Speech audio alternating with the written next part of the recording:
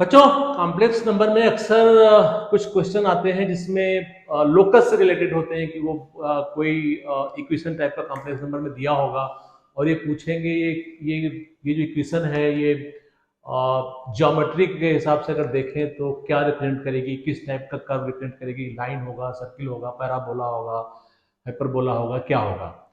तो ऐसे क्वेश्चंस को करने का एक तो प्रॉपर तरीका होता है कि आप कैलकुलेट करें, उसमें वैल्यू रख करके एक्स वाई जेड की वैल्यू रख करके करें एंड फिर सॉल्व करें। दूसरा होता है थोड़ा ज्योमेट्री का अगर नॉलेज है तो उसके बेसिस पे क्वेश्चन बड़ी आसानी से हो सकते हैं। तो कुछ हम इस टाइप के लोकस को आज देखेंगे कि बड़ी आसानी से क्वेश्चन कैसे किए जा सकते हैं, थोड़ा जस्ट ज्योमेट्री का आइडिया होते हुए। उसके लिए पहले तो हम थोड़ा अभी तक ये देख लें कि हम लोगों ने क्या पढ़ा है इसमें। तो अर्गेंट प्लेन किसको बोलते हैं? अर्गेंट प्लेन बोलते हैं जो आप ये रियल एक्सिस बोलते हो इसको, और एक ये इमेजिनरी एक्सिस को।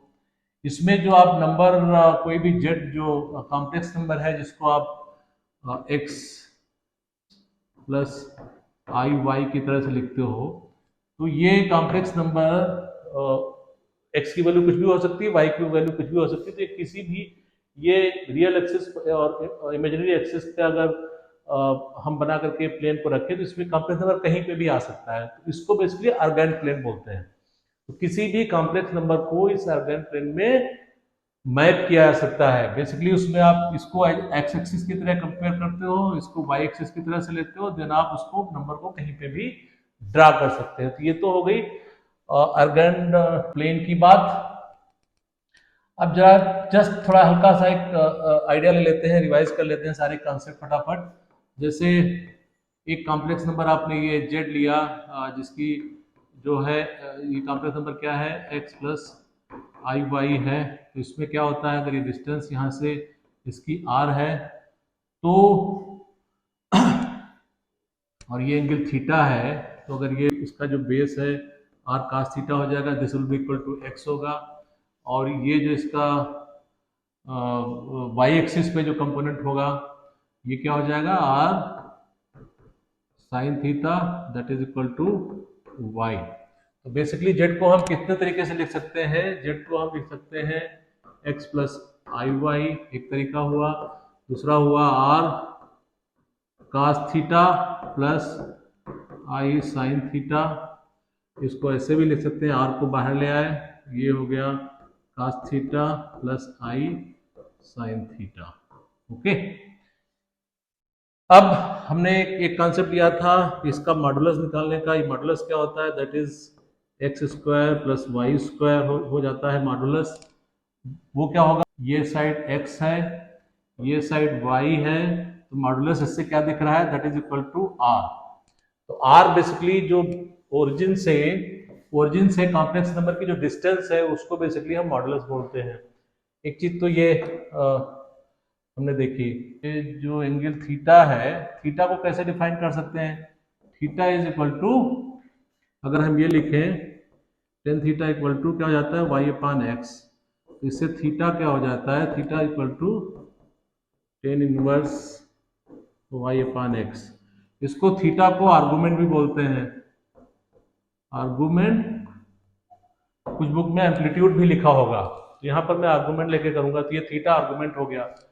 तो एंड देन एक और कॉन्सेप्ट हम बताते हैं, जिससे हमने बताया कि जो जेड को हमने भी लिखा था r cos theta plus i sine theta.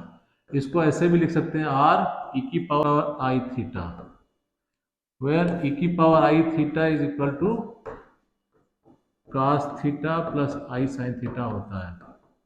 इसको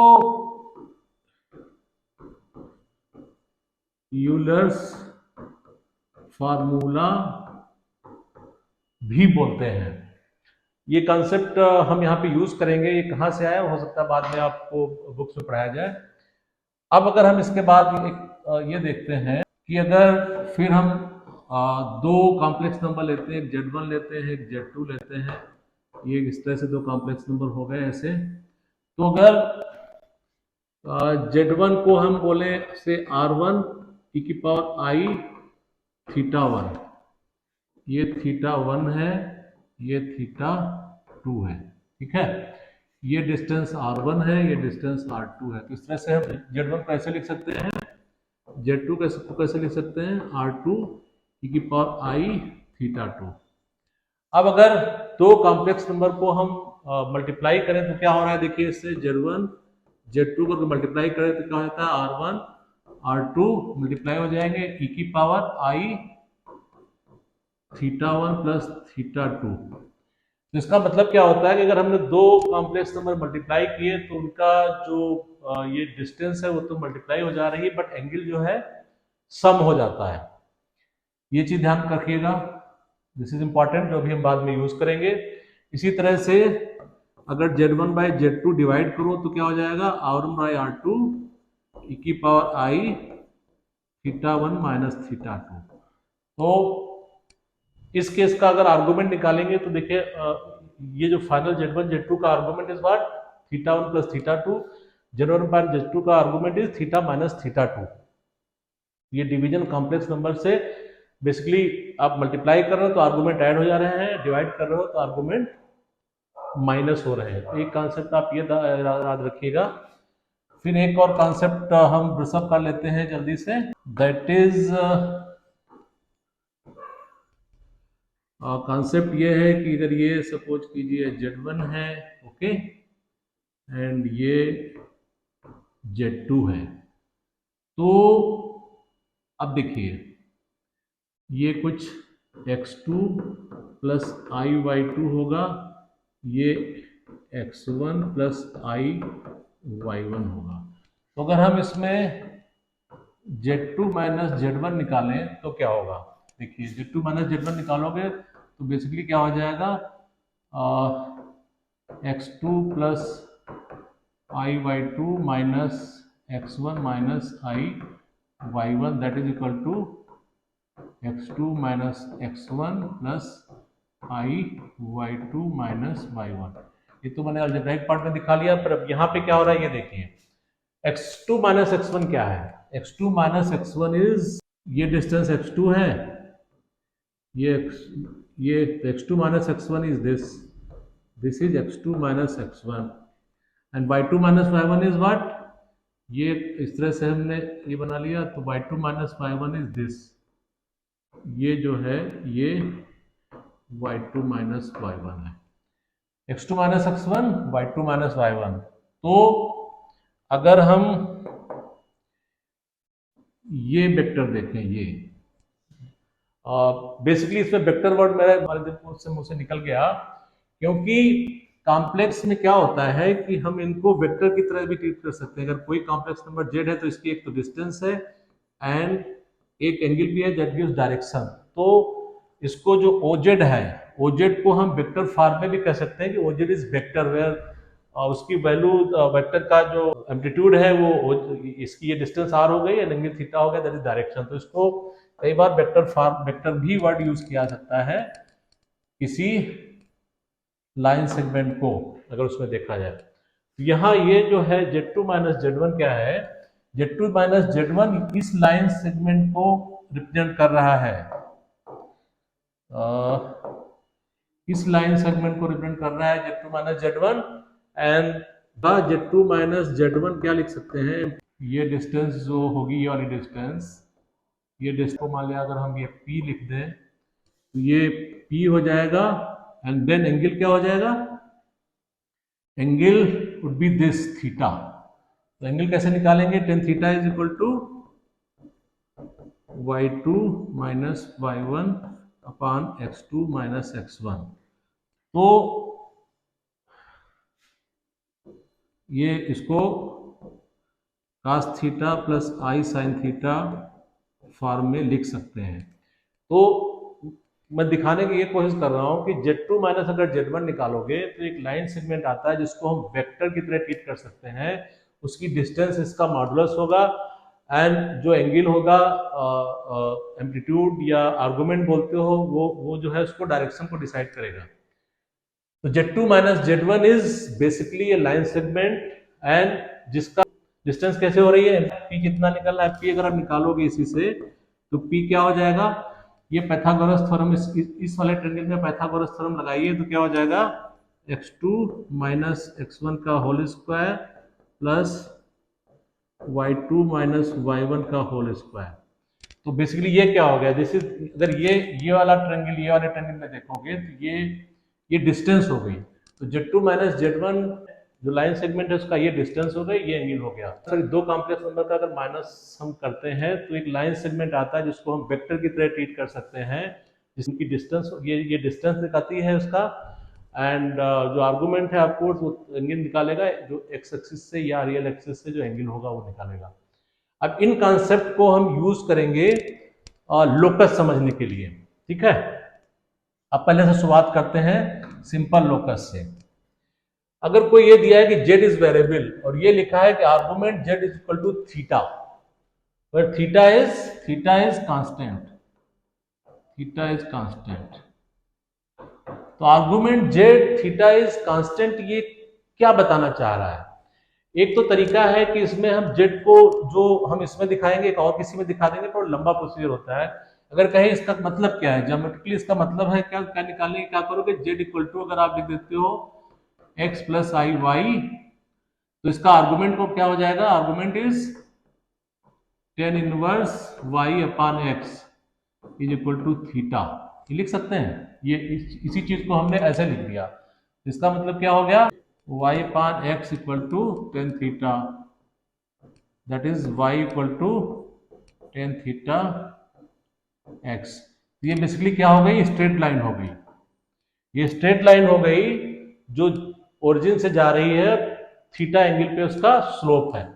ये तो हम जो एक्चुअल वैल्यू रख के भी देख सकते हैं, पर अदरवाइज आप देखें इसमें क्या, ये this is the complex number, तो कॉम्प्लेक्स नंबर z अगर है, कॉम्प्लेक्स नंबर z है तो इसको इस वाले पार्ट को ओजेड को कंसीडर करो तो एज ए उसको वेक्टर हम कंसीडर कर सकते हैं। तो ओजेड तो वेरिएबल है बट उसका एंगल जो है वो थीटा कांस्टेंट है, दैट मींस ये z कहीं भी सीधे ऐसे जाकर के इधर भी जा सकता है, कहीं भी जा सकता है, ठीक है, और इधर भी जा सकता है, कहीं भी जा सकता है। ये बेसिकली ये लाइन की इक्वेशन हुई जो जस्ट इसको देखने से ही, इसको अगर आप देखें z मींस ओजेड को अगर हम देखेंगे तो ओजेड के बारे में उन्होंने कुछ नहीं बोला है, बट थीटा इज कांस्टेंट, इसका मतलब z इज वेरिएबल, तो कहीं भी जा सकता है, ऊपर नीचे, थीटा इज कांस्टेंट, इसका तो लाइन का इक्वेशन है। Only thing this is not defined, argument जो होता है किसी भी कॉम्प्लेक्स नंबर का zero not defined at zero plus I zero, means origin पे डिफाइन नहीं होता है, तो ये लाइन की तो इक्वेशन होगी बट इसमें ओरिजिन इंक्लूडेड नहीं होगा, तो इसको हम इस तरह से इंटरप्रेट करेंगे। अगर एक मल्टीपल टाइप का क्वेश्चन आ गया कि लाइन की इक्वेशन है जो जिसका एंगल थीटा है एक्स एक्सिस से और जिसमें 0.00 जो ओरिजिन है वो उसमें इंक्लूडेड नहीं है, तो इसका इंटरप्रिटेशन आप ऐसे कर सकते हैं। इसी तरह से हम दूसरा एग्जांपल लेते हैं, इसमें भी z वेरिएबल है, z1 is some fix number, फिर ऐसा कुछ दिया है तो इसको कैसे करेंगे, इसमें भी आप z की वैल्यू x प्लस वाई एक जनरल फॉर्म में रख लीजिए, z1 की वैल्यू कुछ फिक्स रख लीजिए, आप कैलकुलेट कीजिए तो फिर से लाइन की इक्वेशन आ जाएगी। z को कुछ माने x plus i y and z1 को कुछ आप माने x1 plus i y one fixed, and then इसमें पुटअप करें थीटा को फिक्स मान करके, तो आप सॉल्व करेंगे तो लाइन की इक्वेशन आप दिखाई पड़ेगी, but that is lengthy procedure. हम सिंपल तरीके से इसको कैसे कर सकते हैं, थोड़ा इंटरप्रेट करके नॉलेज से वो कैसे करेंगे कि अगर ये z1 एक कॉम्प्लेक्स नंबर है तो एक हमने एक वेरिएबल कॉम्प्लेक्स नंबर z ले लिया, तो z माइनस z1 क्या रिप्रेजेंट करता है, अभी हमने बोला था z माइनस z1 ये वेक्टर रिप्रेजेंट करेगा, ओके, एंड थीटा कांस्टेंट है, that means this will be constant. तो अब ये z कुछ भी हो सकता है, अगर ये कांस्टेंट है तो z ऊपर नीचे इधर ही जा सकता है या इधर जा सकता है, तो ये भी क्या होगी, this will be a line equation जो z1 से पास हो रही होगी, लाइन इक्वेशन पर z1 से पास हो रही हो। अगेन जीरो का आर्गुमेंट डिसाइड नहीं होता, z माइनस z1 जो है ये जहां पे जीरो होगा उसके लिए आर्गुमेंट डिफाइन नहीं होता है, तो आर्गुमेंट डिफाइन नहीं होता है मींस ये लाइन की इक्वेशन तो रहेगी बट उसमें उस लाइन की इक्वेशन में z1 equal to z1 included नहीं होगा, एक्सेप्ट दिस पॉइंट, ये पूरी लाइन की इक्वेशन रहेगी। तो इसको आप इस तरह से इंटरप्रेट कर सकते हैं। अब एक आते हैं थर्ड पॉइंट पे। अगर कुछ ऐसा दिया है कि जेड, यहाँ पे जेड कोई वेरिएबल है एंड Z1 एंड Z2 ये फिक्स्ड है, इसको कैसे हम इंटरप्रेट करें, किस चीज की इक्वेशन हो सकती है। अब हम इसको ये देखते हैं कि डैन प्लेन में अगर हम ऐसे करें तो एक ये Z1 है, एक Z2 है। अब इनका कहना है कोई एक Z ऐसा वेरिएबल है जिससे Z1 और Z2 की दोनों की डिस्टेंस बराबर दिख रही है। This is distance between Z1 Z and Z1, this is distance between Z and Z2। तो ये सिचुएशन कब हो सकती है? ये तभी हो सकती है कि कोई अगर हम Z यहाँ पे ले, इसकी डिस्टेंस इससे और इसकी डिस्टेंस इसकी दोनों डिस्टेंस बराबर हो, इसका मतलब ये कहीं ना कहीं ये इस तरह से इसके बाइसेक्टर पे जाएगा, क्योंकि अगर एक जेड आप यहाँ पे ले लिए, ये डिस्टेंस बराबर है और ये डिस्टेंस बराबर है। इसी तरह अगर जेड यहाँ पे ले लिए तो ये डिस्टेंस बराबर है, तो ये डिस्टेंस बराबर है। तो ये जेड बेसिकली इस लाइन पे होगा, क्योंकि ये वेरिएबल है, जेड इस लाइन पे होगा। तो ये जो इक्वेशन है, ये इक्वेशन क्या है, थोड़ा ज्योमेट्री को दिमाग में रख के करेंगे। तो Z1 और Z2 की जो लाइन है उसका अगर बाइसेक्टर जो है, बाइसेक्टर पे कोई भी पॉइंट Z लेंगे तो उसकी वैल्यू हमेशा उसकी डिस्टेंस हमेशा Z1 एंड Z2 से बराबर होगी। देखिए उस चीज को रिप्रेजेंट कर रहा है। Z1 Z2 दो पॉइंट हैं, इसको हमने मिलाया, इसका बाइसेक्टर बनाया, परपेंडिकुलर किया। अब इस पे कोई भी पॉइंट लोगे तो उसकी डिस्टेंस Z1 से और Z2 से हमेशा बराबर होगी। दैट मीन्स ये क्या है, this is equation of line bisecting Z1 and Z2 segment of the line.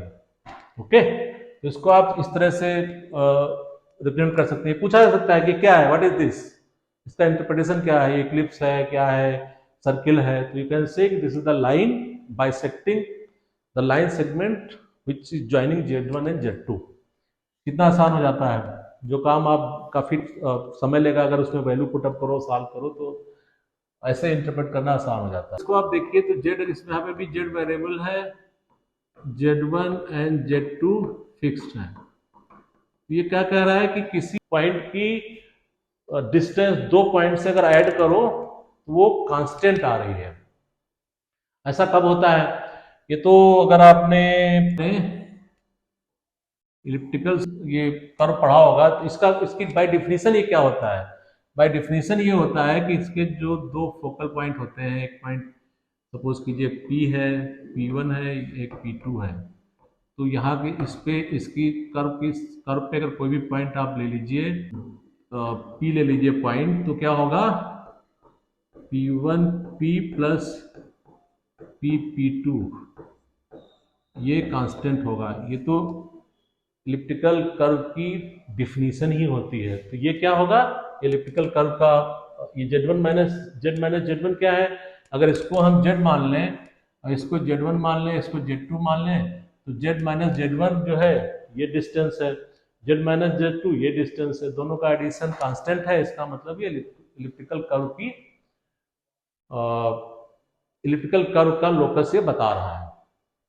तो इसको आप इस तरह से इंटरप्रेट कर सकते हैं। अब ये सोचिए क्या हो सकता है, इसमें क्या है, ये कोई डिस्टेंस है, कुछ ये डिस्टेंस है, दोनों को ऐड करके ये डिस्टेंस बन रही है। तो इसको हम देखने की कोशिश करते हैं कि अगर हमने कोई ये Z1 पॉइंट लिया, एक Z2 पॉइंट लिया, अभी Z1 माइनस Z2 डिस्टेंस निकालनी है, तो Z1 माइनस Z2 डिस्टेंस ये हो गई। फिर कोई पॉइंट ऐसा होगा वेरिएबल पॉइंट जिसकी Z1 से डिस्टेंस निकालो और उसकी Z2 से डिस्टेंस निकालो और दोनों का एडिशन करो तो ये डिस्टेंस के बराबर होती है। कहाँ पे हो सकता है? अगर आप सोचेंगे तो ये कहीं पे हो सकता है, बीच में हो सकता है। अगर बीच में कहीं Z है तो ये डिस्टेंस प्लस ये distance equal to this distance होगी। That's what they have written. Z minus Z1 का डिस्टेंस, Z माइनस Z2 का distance, total distance is Z minus Z2। तो ये क्या है, ये इक्वेशन बेसिकली लाइन सेगमेंट की है। इतनी ही लाइन की इक्वेशन है ये लाइन सेगमेंट की है, पूरी लाइन की नहीं है। ये लाइन सेगमेंट की है जो Z1 एंड Z2 को मिला रहा है। केवल इतनी लाइन सेगमेंट की ये इक्वेशन है, क्योंकि Z इसी के बीच में कहीं लाई कर सकता है, बाहर जेड नहीं जा सकता है। तो ये तो लाइन सेगमेंट की का लोकस हो गया, इक्वेशन हो गई, जैसा भी आप बोलना चाहें। अब इस चीज को इंटरप्रेट कीजिए, ये क्या कह रहा है कि कोई दो, एक वेरिएबल से कोई दो डिस्टेंस हमने निकाली, दोनों का अगर माइनस किया तो वो डिस्टेंस उन पॉइंट्स के डिफरेंस के बराबर है। तो इसको अगर हम देखिए ऐसे लिखें, ये Z1 है, ये Z2 है, तो Z1 माइनस Z2 की डिस्टेंस ये हो गई। This is equal to Z से Z1 की डिस्टेंस माइनस Z से Z2 की डिस्टेंस। तो अगर यहाँ पे कोई पॉइंट देखिए Z ले लीजिए, तो क्या होगा, ये डिस्टेंस से अगर ये डिस्टेंस आप माइनस करो तो ये डिस्टेंस आ रही है कि नहीं आ रही है? देखिए आप, ये P1 हो गया, ये P2 हो गया, ये हमने P ले लिया। तो अगर इसमें हम लिखें कि P1 minus P2 equal to P2 P1, क्या हो रहा है, that is Z minus Z1 minus Z minus Z2 equal to Z1 minus Z2। तो ये क्या हो गया, ये भी लाइन की इक्वेशन हो गई। अब Z इधर भी हो सकता है, Z इधर भी हो सकता है, तो this is the equation of line. इसको इस तरह से इंटरप्रेट कर सकते हैं। मैं थोड़ा सा उसमें आपको एक कॉमन सेंस लगाना है और ज्योमेट्री का यूज उसमें करते रहिएगा। अब ये देखिए, ये क्या है कि किसी वेरिएबल की डिस्टेंस दो फिक्स पॉइंट से निकाला है, उसका माइनस किया, दैट इज कांस्टेंट। तो यहाँ पे भी Z equal two variable, Z जो है वेरिएबल है, Z1 Z2 जो है फिक्स्ड है। तो ये अगर आप ध्यान दीजिए, हाइपरबोला की जो डिफिनीशन है वो बाय डिफिनीशन ये कहता है हाइपरबोला की, हाइपरबोला में कि अगर दो फिक्स पॉइंट से किसी वेरिएबल पॉइंट की अगर आप डिस्टेंस निकालो, उसका माइनस करो, अगर वो फिक्स आता है तो वो जो इक्वेशन है वो हाइपरबोला की होती है। तो यहाँ पे सिचुएशन यही है कि Z की वैल्यू दो फिक्स पॉइंट से हमने निकाली है, माइनस किए तो वो कांस्टेंट आएगी, this is K is constant. तो ये क्या हो गया, ये हाइपरबोला हाइपरबोला हाइपरबोला हो गया, ये हाइपरबोला की इक्वेशन हो गई। इसको आप इस तरह से आपने इंटरप्रेट किया जा सकता है। ये देखिए क्या है, इसको अगर आप देखिए कि ये किसी एक वेरिएबल पॉइंट की आपने डिस्टेंस निकाली फिक्स पॉइंट से, उसी की दूसरे फिक्स पॉइंट से निकाली, एंड उसको that should be equal to वो फिक्स पॉइंट की जो डिस्टेंस है उसका स्क्वायर। तो दोनों तरफ स्क्वायर स्क्वायर लगा हुआ है, तो कहीं ना कहीं मेरे को ये पाइथागोरस थ्योरम का कॉन्सेप्ट नजर आ रहा है। तो अगर अब आप ज्योमेट्री में जाएं, तो क्या होता है कि ज्योमेट्री में अगर आप ध्यान करें तो अगर ये कोई डायमीटर है, और तो डायमीटर के एक तरफ का जो भी कोई ट्रायंगल ड्रा होता है तो उसमें ये एंगल 90 होता है। कोई भी ट्रायंगल होगा, अगर आप यहाँ से ड्रा करेंगे तो भी 90 रहेगा, दिस ये आपको ज्योमेट्री से पता होगा। तो इस केस में अगर देखें, इस केस में Z तो यहाँ होगा, ये Z1 होगा, ये Z2 होगा। तो क्या किया है हमने, पाइथागोरस थ्योरम का लगाई, तो this square plus this square equal to this square ही तो होगा। तो वही हमने कर दिया, Z माइनस Z1 का whole square plus Z minus Z2 का whole square equal to Z1 minus Z2 का होल स्क्वायर। ये डिस्टेंस हो गई। तो इसका मतलब ये जो इक्वेशन है ये क्या कर रही है, ये इक्वेशन एक सर्किल की है, एक सर्किल की है, और इनफैक्ट हाफ सर्किल की है, इसी टाइप की है। Z यहां से लेके यहां तक जा सकता है, और दूसरी तरफ भी चला जाएगा तो भी 90 रहेगा। ये एक ये सर्किल की है इक्वेशन, जिसमें Z1 एंड Z2 डायमीटर के अपोज पॉइंट है। एक डायमीटर का एंड का ये पॉइंट है, एक डायमीटर का एंड का ये पॉइंट है। तो ये आ गई इक्वेशन ऑफ सर्किल आपकी, जिस तरह से आप इसको इंटरप्रेट कर पाएंगे। ये इक्वेशन क्या होगी,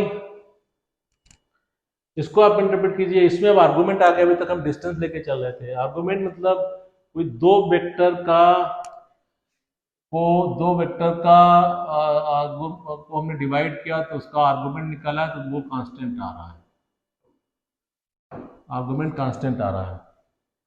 तो इसको आप इस तरह से भी सोच सकते हैं, जैसे भी हमने उसमें बताया था कि अगर ये वेक्टर है, एक ये वेक्टर है, एक ये Z1 वेक्टर है, एक वो Z1 वेक्टर है, वो Z2 वेक्टर है, तो डिवीजन का मतलब है कि उसके बीच का आर्गुमेंट क्या है। ये Z2 हो गया, ये Z1 हो गया, और ये वाला हो गया, ये जो आर्गुमेंट निकलेगा ये तो थीटा टू, ये मान लिया थीटा2 हो गया, ये थीटा1 हो गया, तो थीटा2 माइनस थीटा1 जो है ये वाला एंगल होगा। तो ये कहाँ से आता है, ये Z2 डिवाइडेड बाय Z1 से ही आता था आर्गुमेंट अगर निकालते थे, इसी का तो आता था थीटा2 माइनस थीटा1। इसका मतलब यहाँ पे क्या है, ये Z2 OZ2 and OZ1 vector के बीच का एंगल है। तो यहाँ पे इसको अगर आप इंटरप्रेट करें, इसका मतलब क्या है, ये Z minus Z1 and Z minus Z2 के वेक्टर के बीच का एंगल है, that is L, that is fix, that is fix. तो इसको अगर हम इंटरप्रेट करना शुरू करें तो आप देखिए फिक्स का, अब इसमें भी अगर आप सर्किल में आप को देखिए, सर्किल में आपने ज्योमेट्री में पढ़ा होगा कि अगर ये इतनी आर्क हम ले लें तो इससे अगर हम ये ऐसे बनाए या ये ऐसे बनाए, ये सारे एंगल जो हैं बराबर होते हैं, ये भी थीटा होगा तो ये भी थीटा होगा, और इसको यहाँ से खींचे तो भी थीटा ही होगा। तो अब वो सिचुएशन यहाँ पे कंपेयर करने की कोशिश कीजिए, अगर ये Z1 है, ये Z2 है और ये Z है, ये Z है, तो Z माइनस Z1 एक वेक्टर हो गया, Z माइनस Z2 दूसरा वेक्टर हो गया, ये Z minus Z1 Z minus Z2 divide किया, दैट मीन्स उनके बीच का एंगल हमें क्या है, थीटा है, ये दिया है फिक्स है। तो फिक्स है तो इसका मतलब ये जो चीज लिखी हुई है, इसका मतलब है कि ये इतना सेगमेंट की बात कर रहा है, इतना सेगमेंट की बात कर रहा है, तो ये सर्किल सेगमेंट है। This equation is of the circle segment की इक्वेशन है, क्योंकि ये जो Z है, ये यहां से लेके यहां से लेके यहां से लेके यहां से लेके कुछ भी हो सकता है, हर जगह एंगल थीटा ही आएगा, ये आपको ज्योमेट्री से पता है। तो ये सर्किल सेगमेंट का इक्वेशन है, इसको हमने इस तरह से इंटरप्रेट किया। अब देखिए एक चीज और हम बताते हैं, इसको कैसे इंटरप्रेट करेंगे। इसमें भी दो वेक्टर के बीच के एंगल की बात है, Z minus Z1 vector, Z minus Z2 vector, उसके एंगल है वो एंगल 0 है या पाई है। ये कब होगा, 0 है एंगल दोनों के बीच के, इसका मतलब कहीं ना कहीं पैरेलल वाली बात आ रही है, या दोनों एक दूसरे से पास ऑन हो रहे हैं। हाँ, इसको इंटरप्रेट करें तो कैसे कर सकते हैं, अब ये देखिए कि अगर हमने कोई एक Z1 ले लिया, एक Z2 ले लिया और ऐसे किया, और एक यहाँ पे Z लिया आके, तो Z minus Z1 and Z minus Z2, तो Z माइनस Z1 तो इतना हो गया, Z माइनस Z2 इतना हो गया। अब ये दोनों एक ही लाइन पे है, तभी तो उनके बीच में एंगल 0 होगा, that is one of the possibility. दूसरा पॉसिबिलिटी क्या हो सकता है कि अगर Z हमने यहाँ ले लिया तो क्या होगा, तब कहाँ होगा, तब क्या होगा, Z माइनस Z2 इस तरफ हो जाएगा एंड Z माइनस Z1 इस तरफ हो जाएगा, तो उनके बीच में एंगल क्या हो जाएगा, पाई हो जाएगा। तो ये बेसिकली पूरा एक लाइन की इक्वेशन है जो Z1 एंड Z2 से पास होती है। तो 0 एंड r पाई दोनों लिखा है, अदरवाइज जहां पे 0 एंड पाई दोनों लिखा है तो वो एक लाइन की इक्वेशन होगी जो Z1 एंड Z2 से पास होगी। तो इसको हम इस तरह से इंटरप्रेट कर सकते हैं। इस तरह से और बहुत सारे क्वेश्चन होंगे जो आपको बुक्स में होंगे, उनको लगाने की कोशिश कीजिए।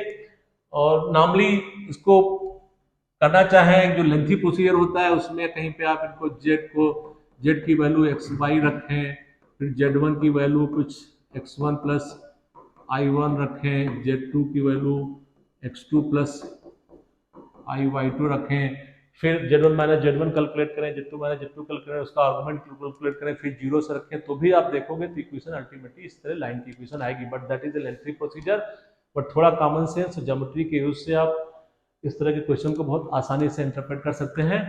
आई थिंक आपका आज का लेक्चर बड़ा अच्छा लगा होगा और काफ़ी चीज़ें समझ में आई होंगी। Thank you.